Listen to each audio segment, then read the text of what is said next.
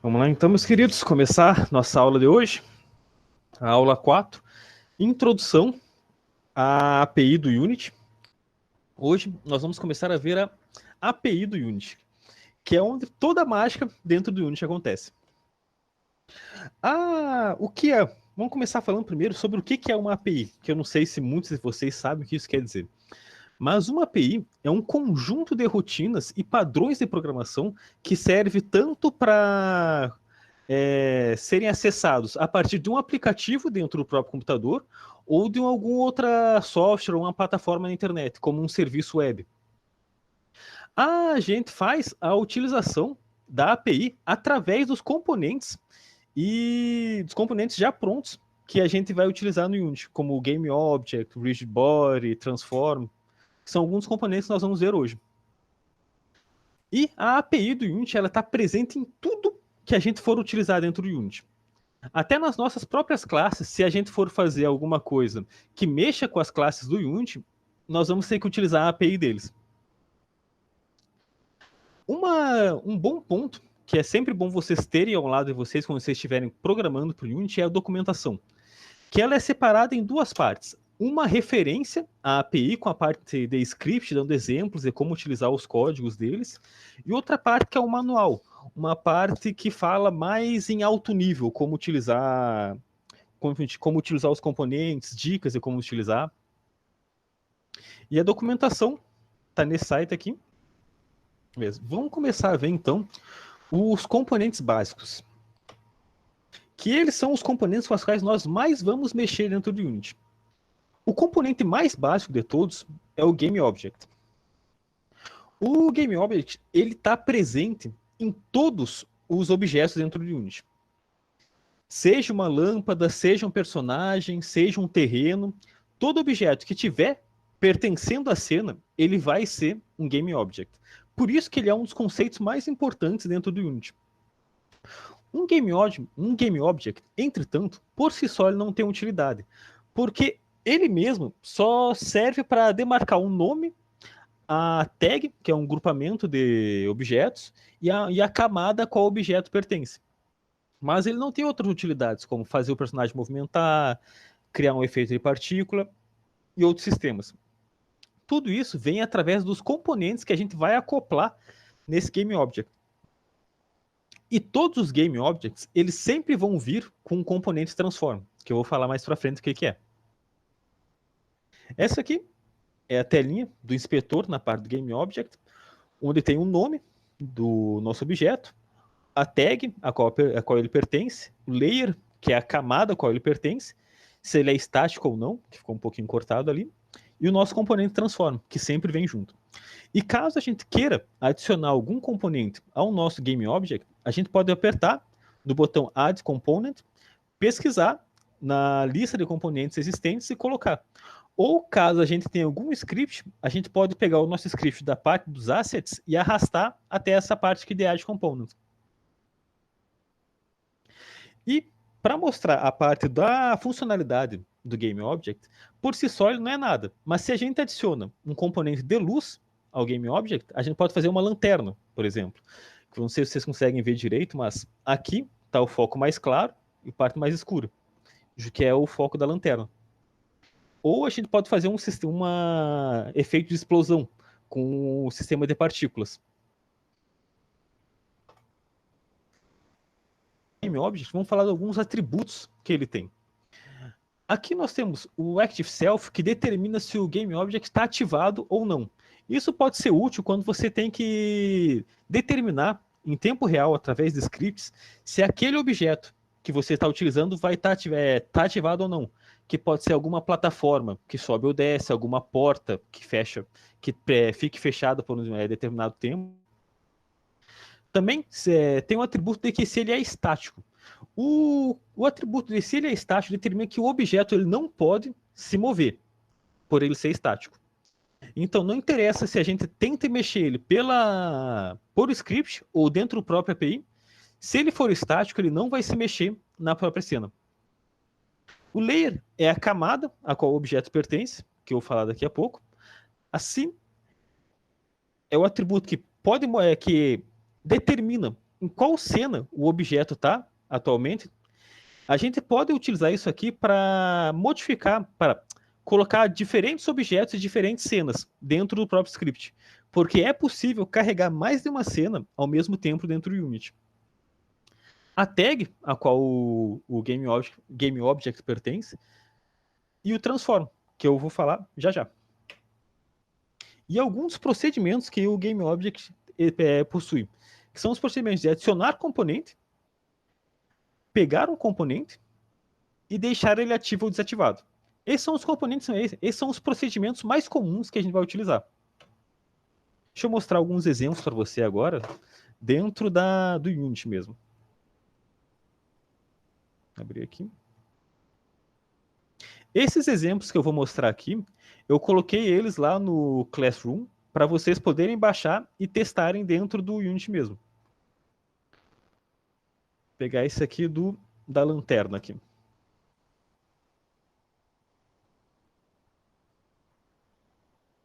Esperar abrir.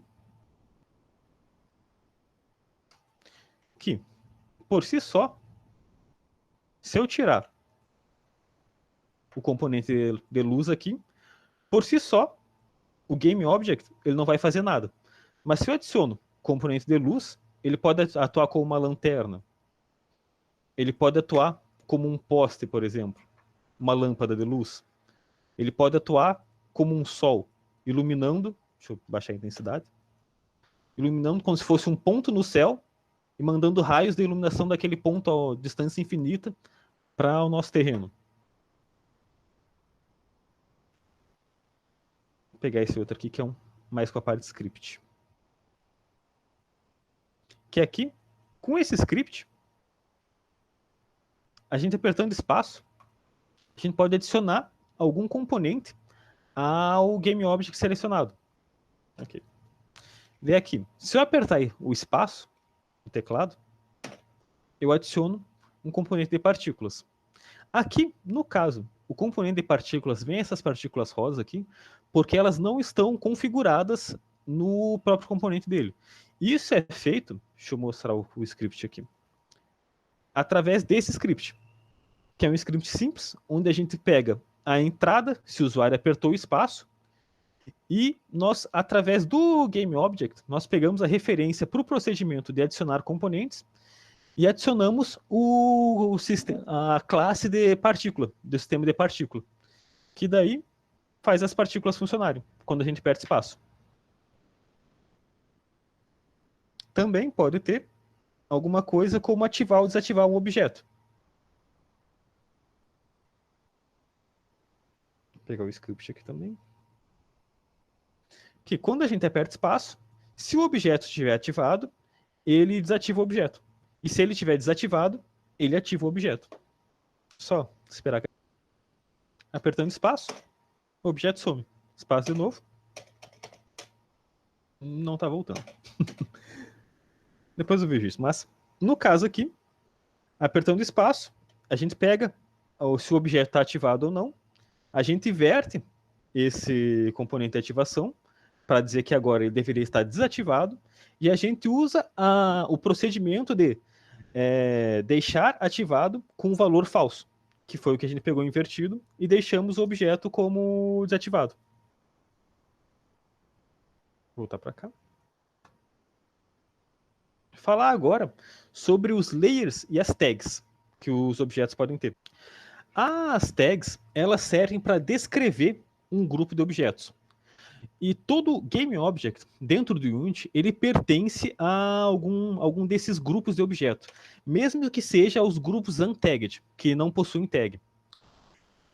E as tags, elas ajudam na hora que a gente for utilizar, modificar ou controlar objetos dentro do script, a determinar qual objeto pertence a qual grupo. E para a gente fazer isso, para a gente criar ou adicionar alguma tag, algum objeto, a gente pode clicar no objeto que a gente está querendo colocar a tag.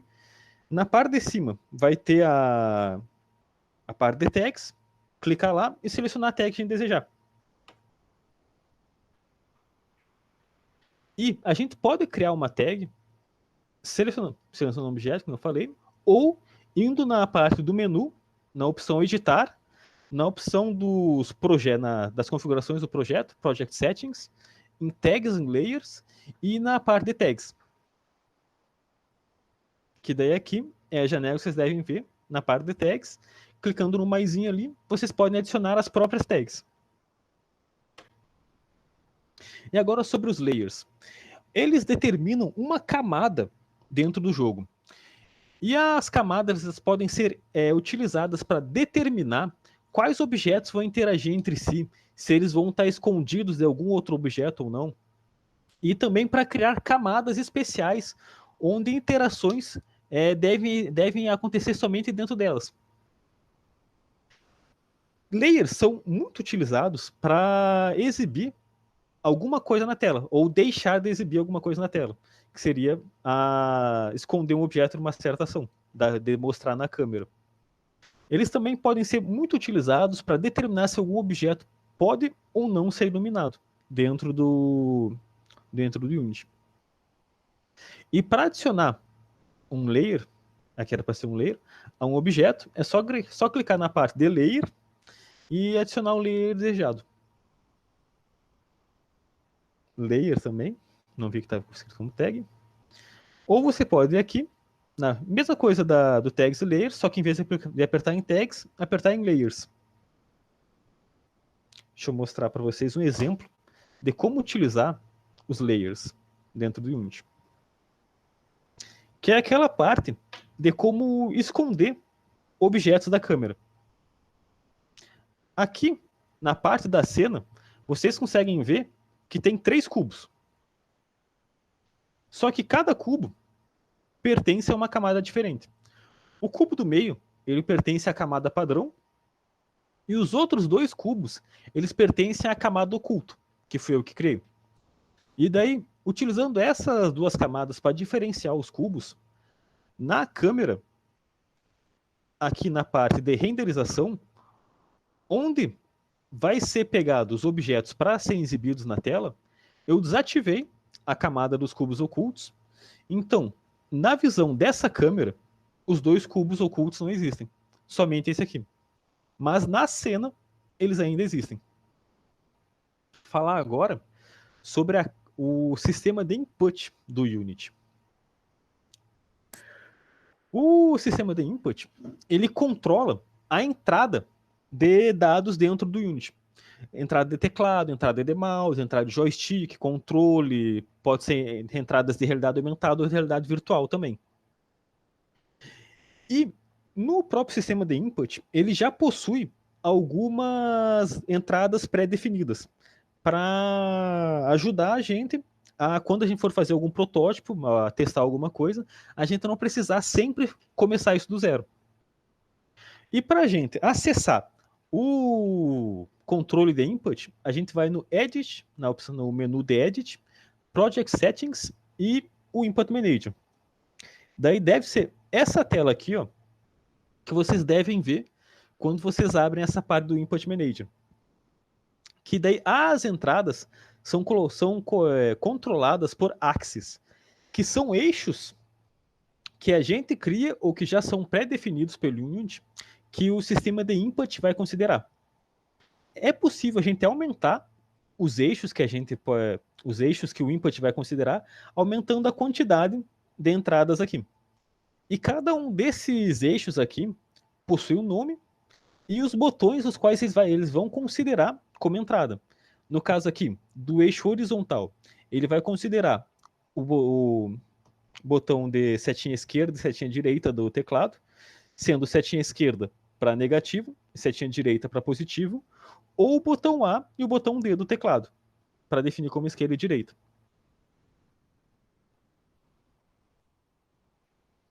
E a gente pode acessar o input através de funções dentro do Unity, que daí nós, utilizando a referência da classe de input, a gente pode utilizar o procedimento de getKeyDown junto com uma tecla específica que a gente quer pegar, que aqui no caso eu coloquei como espaço, que daí que nós verificamos se o espaço foi apertado, e isso aqui vai retornar verdadeiro somente quando o espaço foi apertado. Essa aqui debaixo do getKeyUp, ela vai retornar verdadeiro somente quando o espaço foi solto, parou de apertar espaço. E essa aqui do getKey, ela vai retornar verdadeiro enquanto o espaço estiver apertado. Mas aí, caso a gente queira utilizar algum dos eixos que a gente definiu no Input Manager ou já foram definidos pelo Unity, a gente pode utilizar esse procedimento de getAxis. E daí, dentro dos parênteses, como string, utilizar o nome do eixo que a gente quer pegar. E daí isso vai retornar um valor entre -1 e 1 do eixo que a gente chamou, que no meu caso foi horizontal. Daí eu vou mostrar alguns exemplos para vocês aqui da parte de mexer um cubo aqui, ó. Não save. Pegar o script de mexer cubo.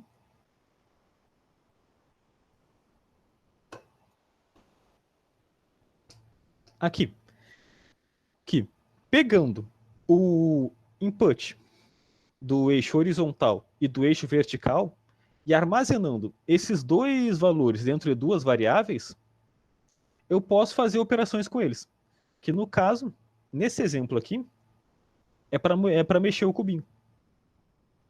Deixar carregar. No caso aqui também, eu também fiz a parte de verificar se um botão foi apertado. Que daí, no caso, é o botão esquerdo, shift esquerdo do teclado, que daí quando o shift esquerdo do teclado foi apertado, aumenta a velocidade que um cubo pode se mover, e quando ele foi solto, diminui a velocidade para a velocidade normal. Daí aqui, usando o AWSD, eu consigo mexer o cubo, e apertando o shift, o cubo vai mais rápido. E essas são algumas maneiras de você poder utilizar a entrada do teclado. Falar agora sobre o Vector 3, que é uma das principais estruturas de armazenamento que a gente vai utilizar dentro do Unity, que ela serve para armazenar 3 valores, como se fosse um vetor. Ela armazena 3 floats. E o Vector Tree, ele é muito utilizado para armazenar posições, rotações, escalas, pontos no espaço ou algum vetor força dentro do Unity. E para nós declararmos um Vector 3, a gente usa Vector Tree, variável, como a gente viu nas aulas anteriores, para declarar uma variável normal. Vector Tree variável, o tipo da variável, e a gente pode inicializar eles já com valores pré-determinados. Caso a gente queira colocar aqui 10, 7 e -2. Isso aqui pode, sei lá, representar um ponto no espaço. E caso a gente queira modificar esse vector tree aqui dentro, a gente pode simplesmente pegar a variável e faz a referência para algum dos pontos, que aqui ele representa os campos através de x, y e z. Então, caso a gente queira modificar o primeiro valor, a gente pega a nossa variável, faz referência para o campo x e coloca, no caso, 15, para modificar o valor ali. Então, a partir desse momento, a variável vai ter o valor de x como 15, o valor de y como 7 e o valor de z como 2, -2 no caso. O Vector 3 é uma estrutura bem simples que é muito utilizada dentro do Unity. Falar agora sobre o Transform, que é o componente que controla a posição, a rotação e a escala de todos os objetos dentro do Unity. O Transform, ele é outro componente base, na verdade, ele é o componente base de todo Game Object. Não tem como você criar um Game Object que não tenha um Transform. Porque todo Game Object dentro do Unity, ele tem que ter alguma posição no espaço. Ele não precisa ter um corpo no espaço. Ele só precisa ter uma posição. E o Transform, ele faz utilização do Vector Tree para armazenar os valores de posição e os valores de escala. Só que o valor de rotação, ele não é armazenado através de um Vector Tree. Ele é armazenado através de um Quaternion, que é uma estrutura específica do Unity, que em vez de ter 3 eixos, é uma estrutura que possui 4 eixos.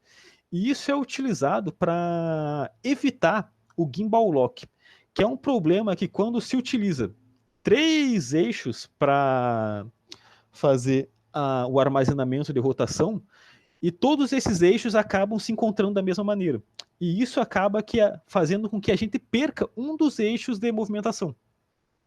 Só que ainda é possível movimentar, rotacionar um objeto através dos ângulos de Euler, Euler Angles, que é os que a gente está mais acostumado. E isso é feito através do Vector Tree.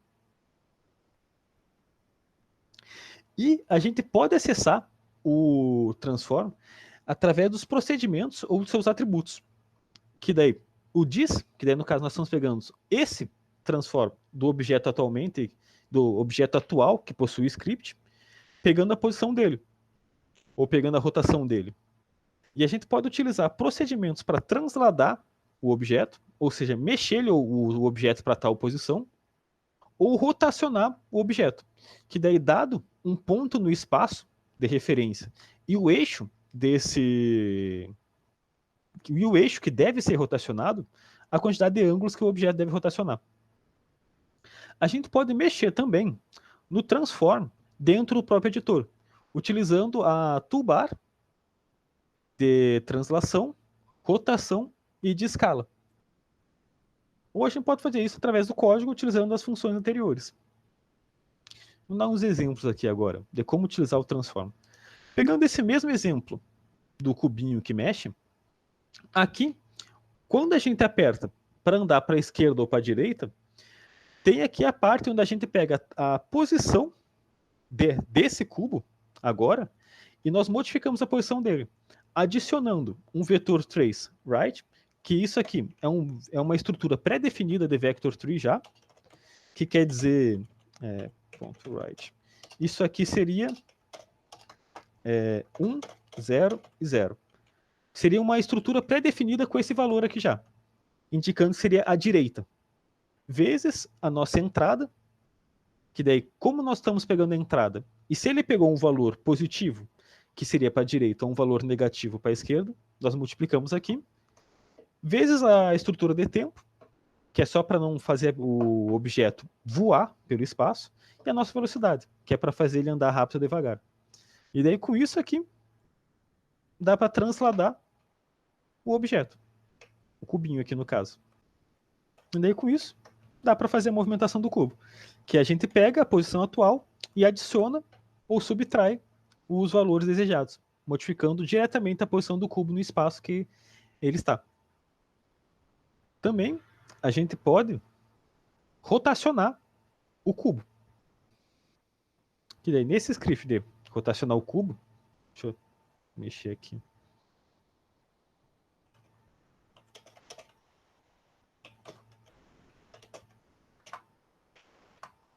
Apertando Q e E, a gente consegue rotacionar o cubo para a esquerda ou para a direita.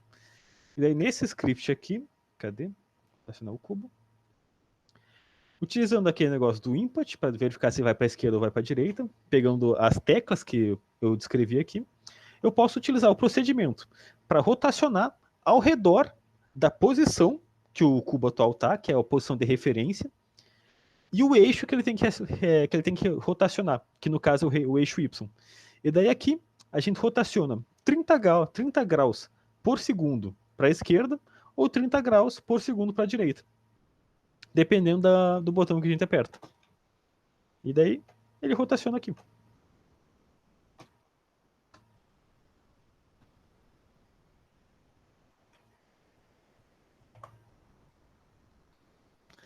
Beleza, pessoal? Alguma dúvida? Quanto a essa parte do Transform, do Game Object? Por enquanto, ninguém mandou nada. Uhum. Carlos, Fala.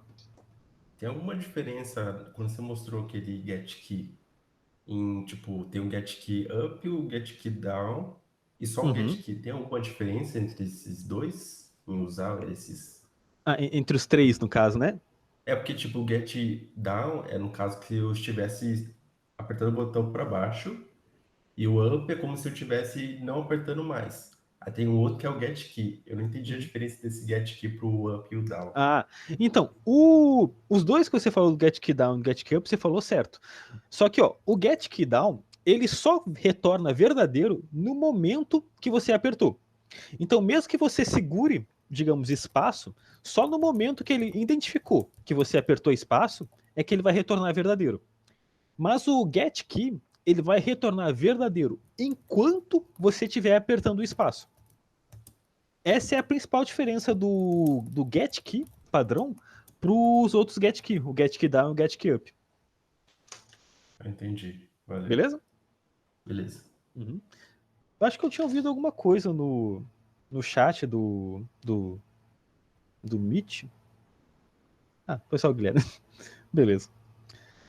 Vamos continuar aqui então a falar da parte das câmeras agora. A câmera é um dispositivo utilizado dentro do Unity que vai exibir o cenário para o jogador, a cena atual para o jogador. E toda cena ela deve possuir pelo menos uma câmera para conseguir exibir o cenário para o jogador. Porque sem nenhuma câmera, não tem como pegar as informações da cena, renderizar isso na tela para o jogador. Mas também, caso a gente queira, a gente pode ter um número indeterminado de câmeras dentro de um jogo. Que daí, com essas outras câmeras, a gente pode definir a utilização de um mapa, fazer uma câmera, utilizar uma outra câmera para visualizar dentro, criar uma inteligência artificial para o inimigo, para ver se ele está vendo ou não o jogador. E uma câmera, ela exibe a informação na tela através de uma textura, que ela pode ser capturada, essa textura, e modificada ou enviada para algum outro local. A câmera, elas são essenciais para mostrar o jogo para o jogador, e elas podem ser customizadas com script, ou serem colocadas dentro, como filhas umas das outras, para dar efeitos diferentes, alguns efeitos especiais.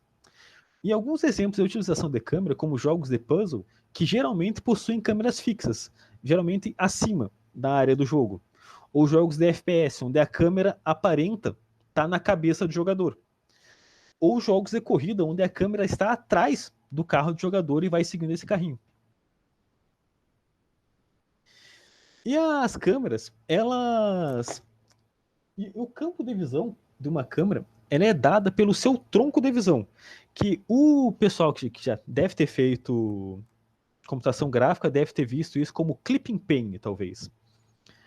Que é o espaço dentro do tronco da câmera onde a câmera consegue renderizar. Deixa eu mostrar aqui para vocês.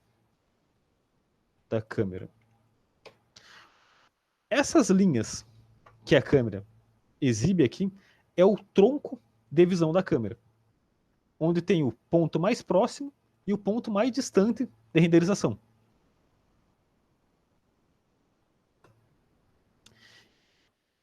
E o tronco de visão da câmera também é afetado pelos planos de recorte, que são os planos que é o plano próximo e o plano mais distante, e o campo de visão da câmera, que é o FOV. A gente pode fazer modificação disso através desses atributos no próprio componente da câmera, onde a gente pode modificar o campo de visão da câmera, que por padrão é 60 graus, a gente pode aumentar ou pode diminuir, e a gente pode modificar os planos de recorte da câmera, podendo aumentar o mais próximo para a câmera não renderizar coisas tão perto, ou diminuir o mais longe para a câmera não renderizar coisas tão distantes. Como? Deixa eu mostrar os exemplos, tá? Aqui. Opa. Como esse aqui. Onde aqui a gente tem a câmera padrão, visualização normal, da maneira que é quando se adiciona a câmera, só que aqui, diminuindo, na verdade, o campo de recorte distante, o plano de recorte distante, para 15 metros, dá para ver que aqui, ó, depois de um certo ponto da câmera, nada mais é exibido. É só o que está antes desse plano que é mostrado. Ou, no caso aqui, aumentando o campo de visão da câmera, que aqui eu aumentei para 120 graus, dá para ver que está meio distorcido isso. E a câmera aumentou o campo de visão que ela possui. E as câmeras, elas também possuem dois modos, que é o modo ortogonal e o modo de perspectiva. E cada um desses modos vai afetar muito a maneira que o tronco de visão da câmera é processado e como o conteúdo é exibido na tela. A maneira perspectiva, que é como a gente já está acostumado, que como funciona como uma câmera normal, que possui o senso de profundidade. Só que a ortogonal, ela não possui esse senso de profundidade. O tronco da câmera, numa câmera ortogonal, é reto. É como se fosse um quadrado do ponto mais próximo a um ponto mais longe. E eu vou dar alguns exemplos agora aqui para vocês verem isso. Vou pegar o exemplo da câmera.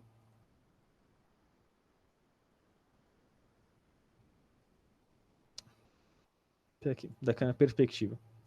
Aqui, a câmera perspectiva normal, vocês conseguem ver que tem um certo efeito de profundidade dentro desses cubos. O cubo mais próximo está com um tamanho maior que o cubo mais longe. Só que se a gente for pegar essa câmera e modificar para ortográfica, todos os cubos vão ter o mesmo tamanho. Porque o tronco de visão da câmera agora não é mais como se fosse uma pirâmide.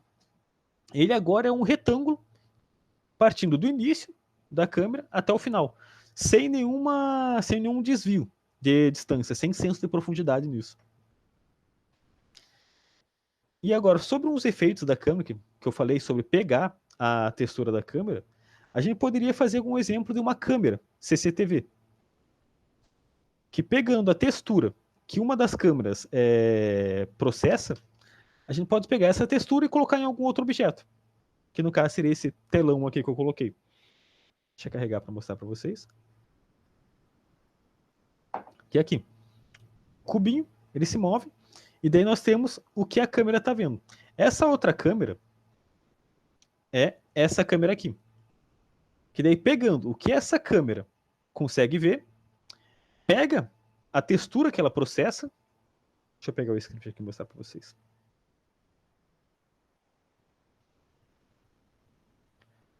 Que daí, pegando a câmera, pega a textura que ela processa e salva num arquivo, que daí no caso eu coloquei esse TextHand aqui, que está salvando a textura que a câmera está vendo para esse arquivo. E daí pegando esse arquivo, que é uma textura, a gente pode aplicar ele ao material de algum objeto, que eu vou explicar mais à frente que é o material, e dando esse resultado aqui, como se fosse uma câmera, para visualizar o que aquela câmera está vendo. Uma câmera de segurança. Vou falar agora sobre a parte da iluminação dentro do Unity. A iluminação no Unity, ela pode funcionar de uma maneira próxima da iluminação real. Que através dos modelos matemáticos que o Unity utiliza para fazer os cálculos de iluminação, isso pode resultar em efeitos realistas, como em vários jogos que a gente já viu, e eu vou até mostrar uns efeitos, a iluminação mais ali para frente, ou numa iluminação mais estilizada, alguma coisa tipo o Zelda, Breath of the Wild, que é um estilo mais cartoonizado. E a iluminação, ela se divide em dois tipos de iluminação. A iluminação direta e a iluminação indireta. A iluminação direta é quando os raios de luz saem direto da fonte de luz, quicam no objeto que está iluminando e vão para o olho que a pessoa está, para o olho da pessoa, ou no nosso caso, para a câmera que está visualizando tal objeto. E os raios que são quicados para outros objetos que não são refletidos direto para a câmera ou para o olho da pessoa são perdidos, no caso da iluminação direta.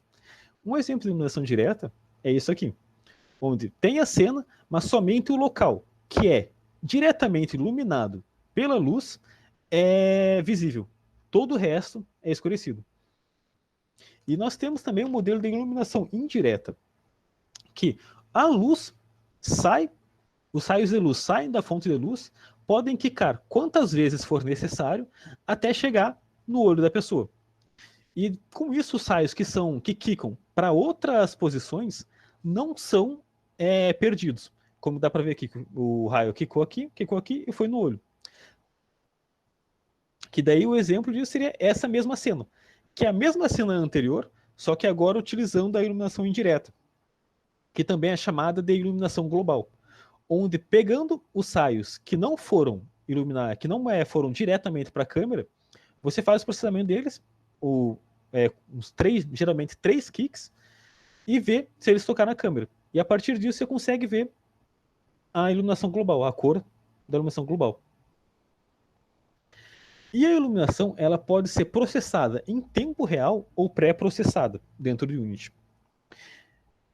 A iluminação em tempo real como o próprio nome já diz, é feito na hora. Só que a iluminação em tempo real ela é muito custosa computacionalmente.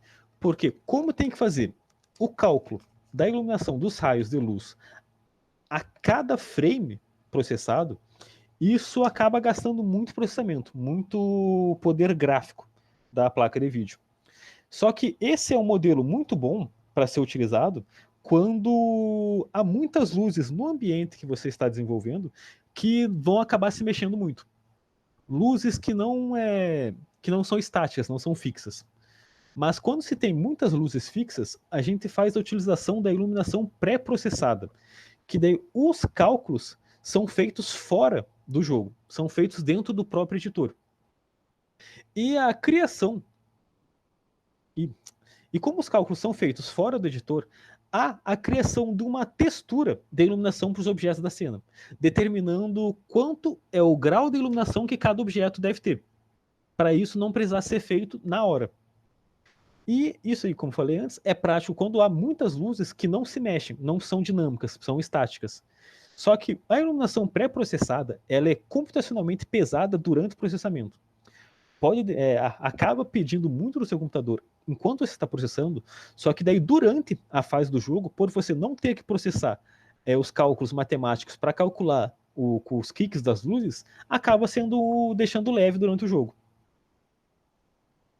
E a iluminação, existem 4 tipos de luzes dentro do Unity, que daí são as luzes direcionais, que é a luz que atua como um sol, mandando os raios de um ponto do infinito até a direção que ela está virada. As luzes spot, que funcionam como um poste ou como uma lanterna, que a partir de um ponto, dado um cone, ela vai iluminando dentro desse cone. As luzes desse tipo point, que são parecidas com uma lâmpada, que elas iluminam uma área ao redor, e as luzes de área, que eu não coloquei aqui, acabei esquecendo, mas dado uma área dentro do campo da luz, para frente dessa área é iluminada. Aqui, o exemplo da luz direcional, que funciona como um sol. Todo esse campo está iluminado através da luz direcional, como se fosse um campo de sol. Aqui, a luz spot, que dado como uma lâmpada, como uma lanterna, tem o cone de iluminação e somente dentro desse cone é iluminado. E daí isso é dado pela distância e pela angulação da luz. A luz de point, que como uma lâmpada ilumina um ângulo ao redor dela, que é aqui, e a luz de área, que dado o tamanho dessa luz, a frente dessa luz vai ser iluminada, da maneira que você determinou. Deu falar, mostrar alguns exemplinhos para vocês aqui agora, sobre a parte da iluminação. Esperar carregar. E cadê?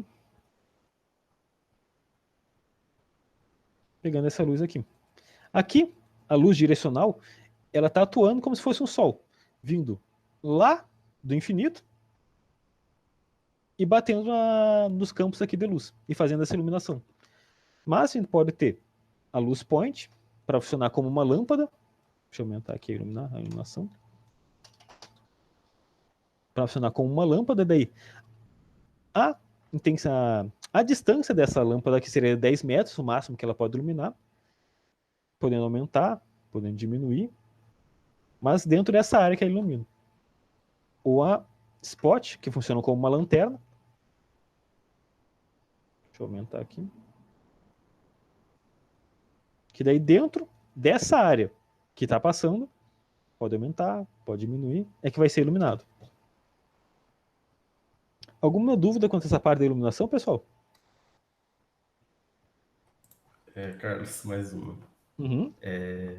Sobre Ah, o. nada. Você tem algum exemplo sobre a diferença de aplicação entre a direta e a indireta? Tipo, às vezes uma referência de jogo, esse daqui é uma boa situação para usar a direta. Uhum. É, Tem. Já ouviu falar do. Tu deve conhecer o Wolfenstein. Sim, Dentro do Wolfenstein, tem cenas dentro do jogo que eles utilizam a iluminação direta para dar um efeito gráfico mais pesado ao ambiente. Por causa da iluminação direta acabar escurecendo a maior parte do ambiente, isso dá um efeito mais pesado à cena que o designer quer passar. Acho que esse seria um dos sim, principais usos da iluminação direta. Ou também em jogos de terror, como Amnésia, que faz bastante utilização da iluminação direta. Tu conhece o entendi. Amnésia também? Conheço.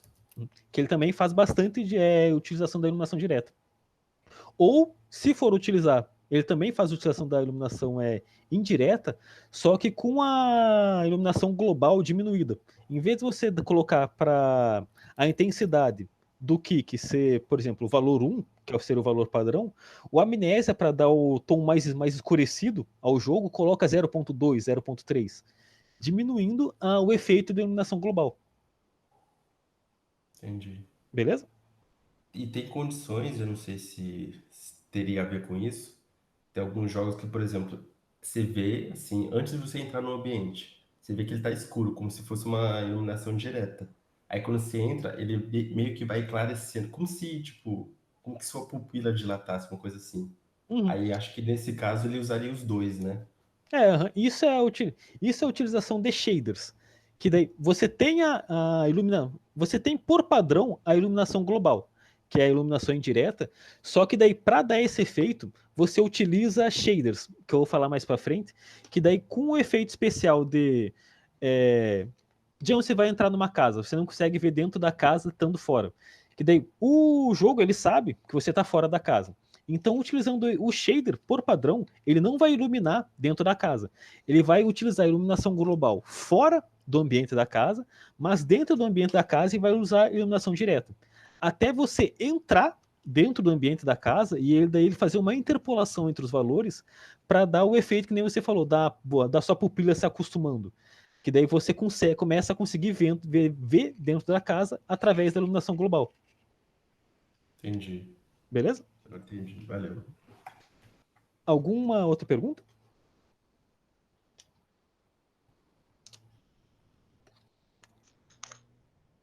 Nenhuma no Beleza. chat. Vamos falar agora então sobre os mesh filters e os mesh renders. Que esses dois são os componentes que fazem aparecer os objetos dentro do Unity. Eles são os componentes que exibem os modelos dentro da cena e eles trabalham com mesh. Não sei se vocês sabem o que são meshes, mas mesh é um conjunto de pontos e vetores de um objeto que determina uma malha de pontos que pode ser um personagem, pode ser uma cadeira, pode ser um carro, pode ser, sei lá, uma arma. Que daí esse conjunto de pontos fica posicionado de acordo com o modelo que você quer passar e é chamado de mesh. O mesh filter ele serve praticamente só para você escolher a mesh que vai ser exibida, enquanto o mesh renderer é que ele vai pegar a mesh que o mesh filter selecionou e vai exibir na posição que o game object está. E o Mesh Renderer, ele possui uma lista de materiais que vão ser aplicados à mesh que está querendo ser exibida. E também possui um conjunto de iluminação que pode ser utilizado dentro do objeto, para determinar se ele vai ser iluminado, se ele vai destacar sombra. Fala agora sobre a parte dos materiais e das texturas. O material ele é muito utilizado para definir a aparência de algum objeto. O material ele sempre vai possuir uma referência para um shader. Não existe material dentro do Unity que não possua referência para shader. E o material ele vai exibir os dados os campos, os atributos que o shader precisa utilizar para fazer o processamento gráfico. E é possível modificar esses campos através de C#, através do script C#. E para a gente criar um material, é só a gente ir naquela parte do asset, aqui, botão direito, criar e material.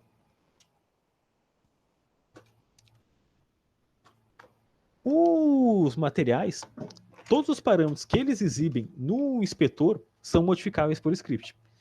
E as funções que a gente pode utilizar para fazer essas modificações são essas aqui. Como setColor, para a gente modificar alguma cor dentro do material. setFloat, para a gente modificar algum valor real que o shader precisa utilizar. setInt, para modificar algum valor inteiro. Ou setTexture, para a gente modificar alguma textura que vai ser utilizada dentro do material. E daí aqui é um inspetor do material. Deixa eu mostrar aqui no Unity que vai ser mais prático. É um inspetor do material com os campos que esse shader aqui, que é o Lit da Universal Render Pipeline, possui. E aqui são todos os campos que esse shader possui, que a gente pode modificar por script. A gente pode modificar a textura, pode modificar a cor, algum valor float.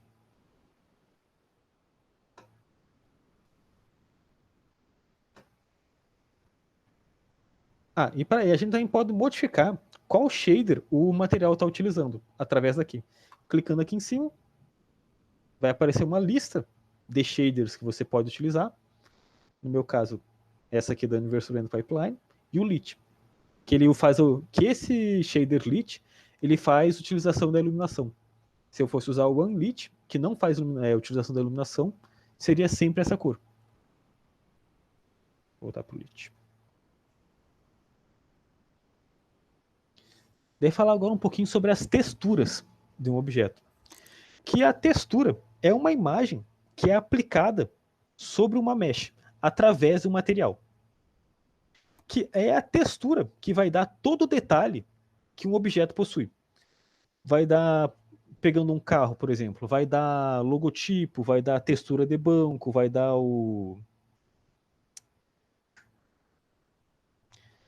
a cor do carro. E daí, a textura, que é uma imagem dentro do Unity, ela possui também outros modos as quais podem ser utilizadas. A padrão, que é para utilizar como materiais, pode também ser uma textura de normal, que é um mapa de normais, para determinar para qual ponto dentro daquela textura seria o exterior do objeto. Pode ser utilizado como UI, que é para você utilizar as texturas dentro da interface gráfica. Pode ser utilizado também com Sprite, para você fazer a utilização de uma textura diretamente dentro de um objeto de jogo 2D, como um Mario, por exemplo. Daí aqui, as configurações que a textura possui. Deixa eu pegar dentro de Unity. Exemplo de textura. Essa aqui. Esperar carregar. Daí aqui, as configurações da textura. Essa textura aqui, por ser utilizada dentro de um material, ela é utilizada como default. E ela tem um formato 2D, mas você pode ter uma textura também que possa ser 3D, que daí pode ser uma textura em esfera ou uma textura em cubo. Geralmente, essas texturas em esfera e textura em cubo são utilizadas para definir cor de céu, que são chamadas de cube maps.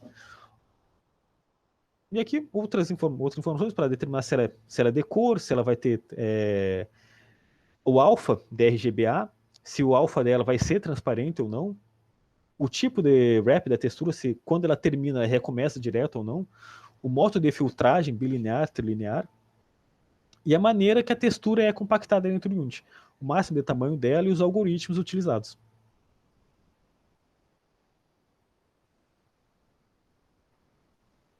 O exemplo de agora. Bom, alguma pergunta quanto a essa parte de textura ou de material?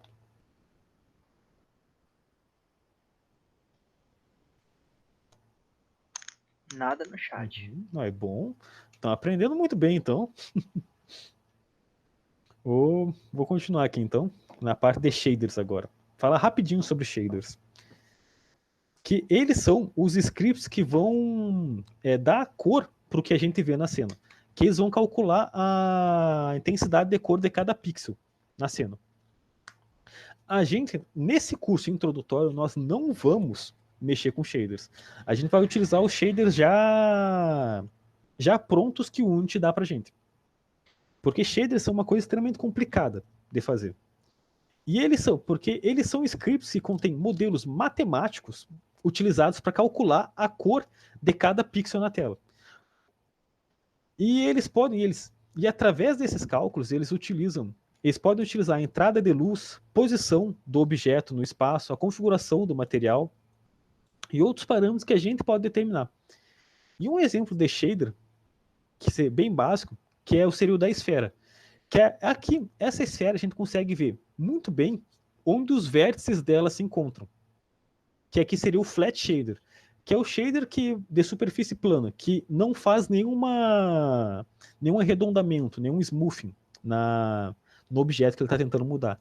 Enquanto nesse outro shader aqui, nós já temos o smooth shader, que a gente pega a mesma esfera com os mesmos pontos, mas a gente faz uma interpolação de distância entre os pontos e consegue mostrar isso aqui como se fosse uma esfera lisa, mais arredondada.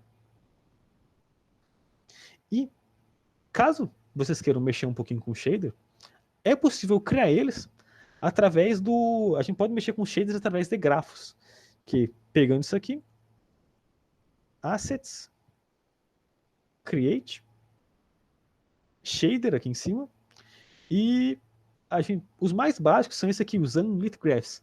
Mas também existem os shaders que são fotorrealistas, shaders de efeitos especiais, e shaders que podem ser utilizados para processamento computacional.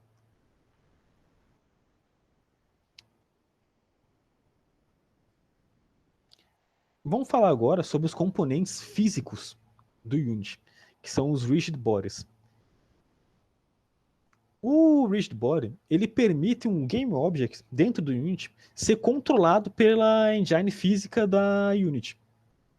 Que daí o que isso quer dizer? Quer dizer que esse objeto agora vai poder receber forças exteriores para controlar ele. Seja uma queda, utilizar gravidade, vento, explosão. Qualquer outra força agora pode ser utilizada por esse objeto, desde que ele tenha o componente de Rigid Body acoplado.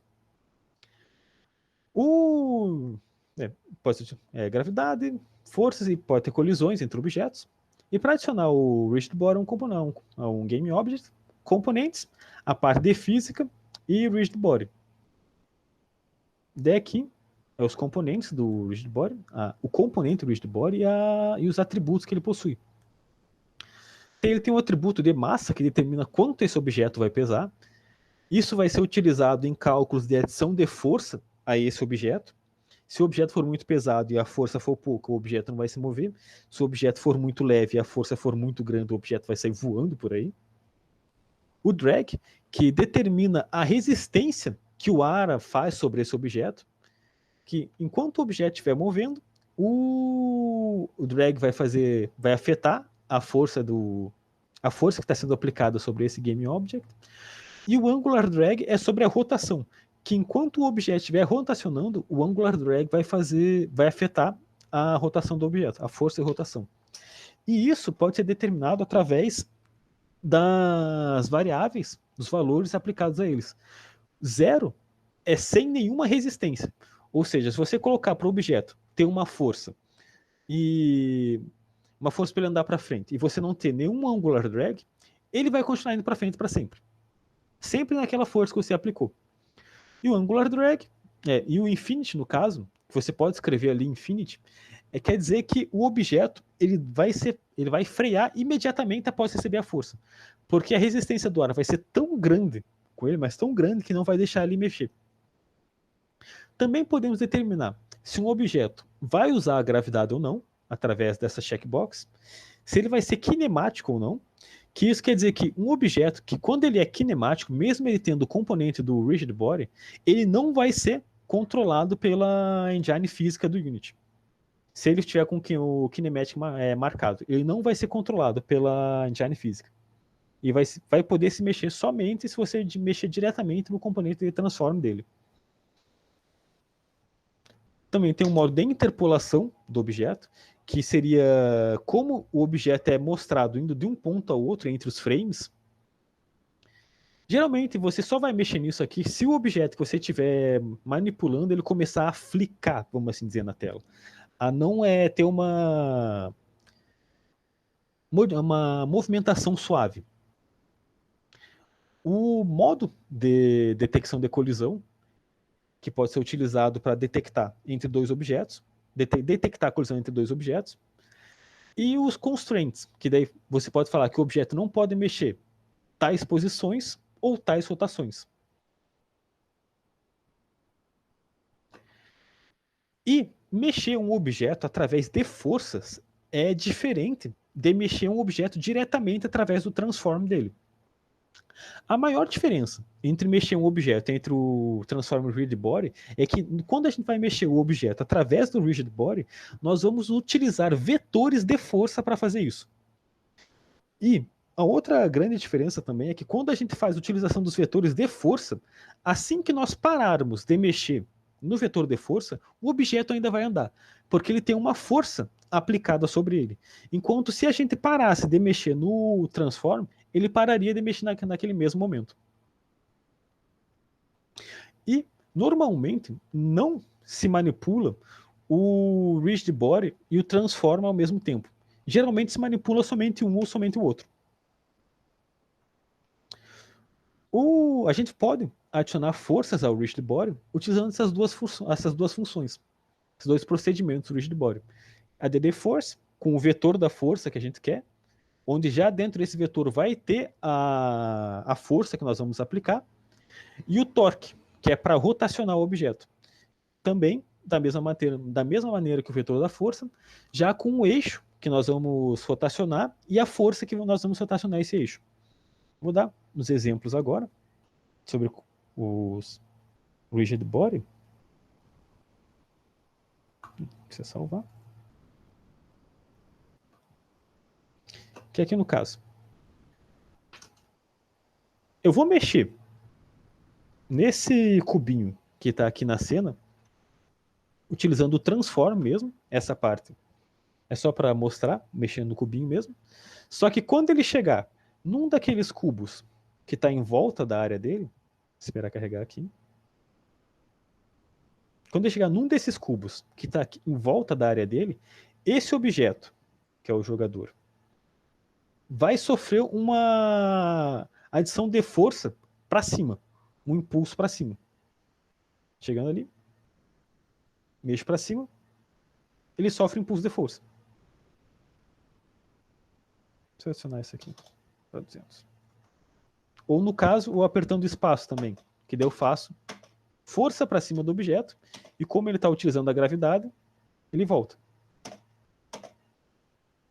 E isso é feito através desse script aqui, onde, pegando o objeto que a gente está mexendo agora, a gente pega o componente de Rigid Body, e pegando esse componente, a gente usa a função de adicionar força, onde tem um vetor up, que é o eixo para cima do objeto, vezes a força, que aqui no caso está 100 unidades para cima. 100, se não me engano, é 100 newtons para cima, que é determinado dentro da força. E também a gente tem os componentes de torque, para adicionar torque ao objeto, para fazer ele rotacionar. Que é aqui no caso aí. Deixa eu recomeçar aqui. Ele está meio bugado naquela parte. Que aqui, acionando os torque, estou rotacionando o objeto no próprio eixo dele. Beleza, pessoal? Alguma dúvida?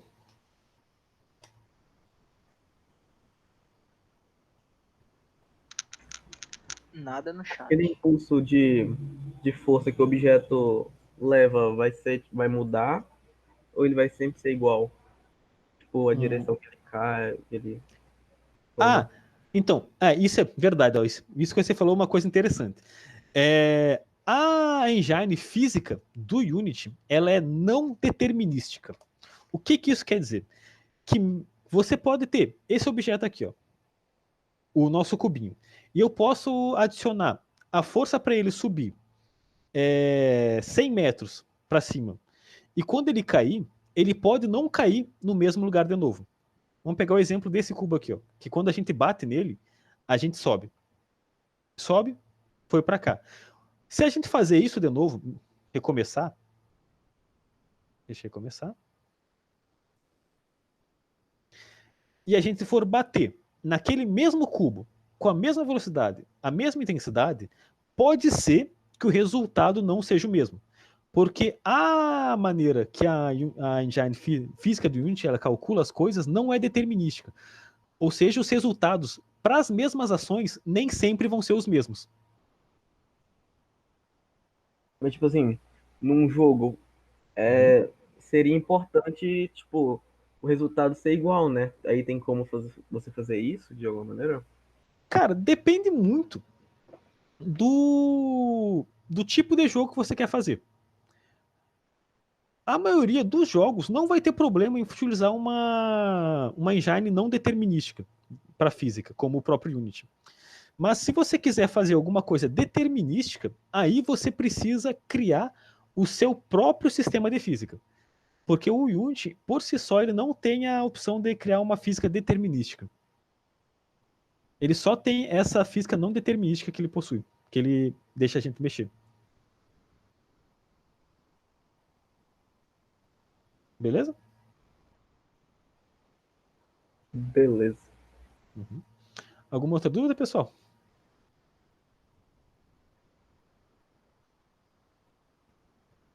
Bom, vou continuar então. Falar agora sobre a parte dos colisores dentro do Unity, que é o conteúdo, o componente que determina quando outros objetos entrarem em colisão com os outros, que isso é feito através da engine física. Ele define, o Collider, ele define o formato que o Game Object vai ter para a engine física. Isso é feito, e esse formato vai ser utilizado para lidar com as colisões entre os Game Objects. O Collider, dentro da cena do jogo, ele é invisível. A gente só consegue ver ele dentro da cena de edição. E ele não necessariamente precisa ter o mesmo tamanho do objeto que a gente está querendo modificar, que a gente está querendo adicionar um colisor. E o Collider, ele também pode atuar como um gatilho, como um trigger, para detectar colisão entre algum outro objeto passando por ele. Ó, e existe uma grande diferença entre o gatilho e a colisão, que eu vou mostrar para vocês já já. E os colliders, eles podem ser utilizados tanto para 3D quanto para 2D. Aqui, o exemplinho do collider, deixa eu pegar aqui o cubo. Não sei se vocês conseguem ver, mas em volta do cubo tem uma grade verde, bem fininha, em volta do cubo. Essa grade verde é o colisor desse cubo, que a gente pode, deixa eu aumentar aqui para ficar mais fácil de ver, pode editar o tamanho desse colisor. E agora, o cubo, para em relação à engine física do Unity, o cubo agora vai começar a ter esse tamanho. Tanto que se eu for colocar isso aqui para rodar e eu encostar em algum dos outros cubos ao em volta, ele não vai precisar encostar, por causa que o colisor desse cubo está muito maior que ele. E o colisor vai encostar nos outros cubos. Deixa eu mostrar. Aqui, ó. Ó, o cubo nem encostou no cubo, no outro cubo e já voou. Tanto que agora o cubo está de cabeça para baixo, e como o colisor dele tem maior altura aqui para baixo, o cubo em si não precisa encostar o chão.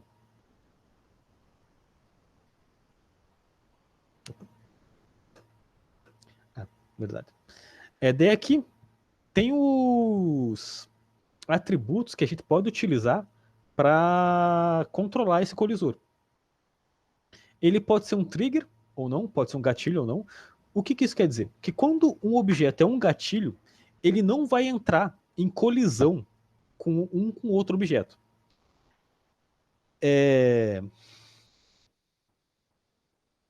Como é que eu posso mostrar isso? Jacel, pensa assim. Deixa eu criar um outro cubo aqui.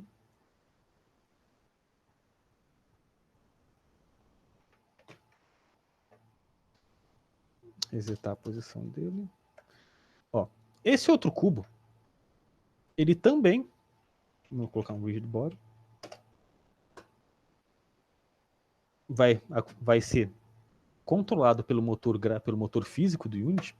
E quando a gente... Deixa eu resetar isso aqui. Voltar ao tamanho normal. E quando a gente colocar para rodar, esse cubo vai só cair em cima do outro cubo. Isso aqui é quando ele não é um gatilho, ele é detectado como um colisor. Eu vou falar sobre essas partes do script já já. Que quando ele é um colisor, esse objeto ele tem massa, vamos assim dizer. Ele cai, ele fica dentro, fica em cima do cubo. Mas se eu colocar ele como gatilho, ele não tem mais massa. Ele passa pelos outros objetos. Tanto que se você for olhar ele agora, tá ali caindo para o infinito. Enquanto o nosso cubo tá lá para cima. Isso aqui você pode utilizar bastante quando você tem que ter controle sobre alguma posição que o jogador acabou de entrar. O exemplo que eu vou dar agora é que nem o do Guilherme falou, de se acostumar com a visão. Imagina que você tem uma porta. Deixa eu criar aqui. Uma porta. E daí você quer saber se o jogador acabou passando por essa porta. O que você pode fazer é fazer a utilização dos colisores. Que daí você cria algum outro objeto aqui. Pode ser um cubo mesmo, do tamanho dessa porta. Você não precisa mostrar ele. Pode tirar o Mesh Render. E daí você coloca isso como gatilho. Então agora, sempre que um objeto passar por entre essa porta aqui, vai ser chamado o gatilho nesse objeto e no objeto que passou.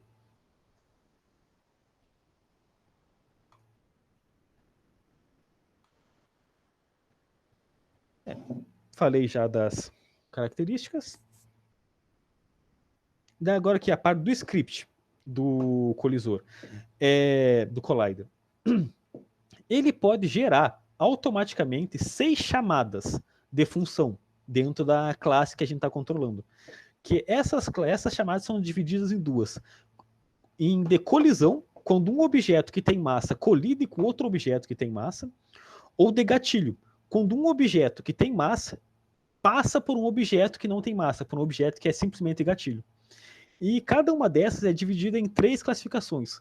Quando entra a colisão, quando a colisão acaba ficando, ou seja, mesmo os dois objetos estando em contato, os dois objetos continuam em contato um com o outro, e quando sai a colisão, quando um objeto sai da colisão do outro. E a mesma coisa feita com os gatilhos. Quando um objeto entra no gatilho, enquanto ele fica no gatilho, e quando ele sai do gatilho. Os exemplos disso que eu vou dar agora é o mesmo do cubo que empurra o jogador para cima. Cadê aqui o do Collider? Não precisa salvar. Deixa eu abrir aqui. Aqui, ó. Cada um desses cubos aqui, eles possuem esse script aqui, entrada colisão. Que quando algum cubo, quando o nosso jogador, no caso, colidir com ele, vai chamar essa função aqui. No caso, em on trigger enter, porque cada um desses cubos, eles estão como gatilhos. Ou seja, tocou no cubo, não vai gerar uma colisão, vai gerar um gatilho. E daí, gerando esse gatilho, a gente pode pegar qual foi o objeto que entrou dentro desse gatilho.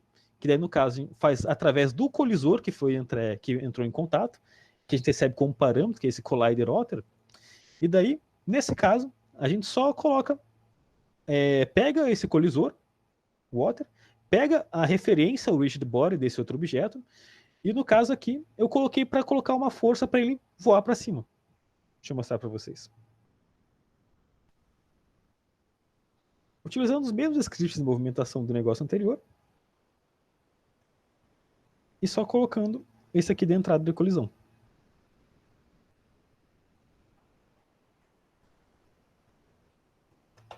E daí? Quando o objeto entra entra em contato com um daqueles cubos, ele sai voando.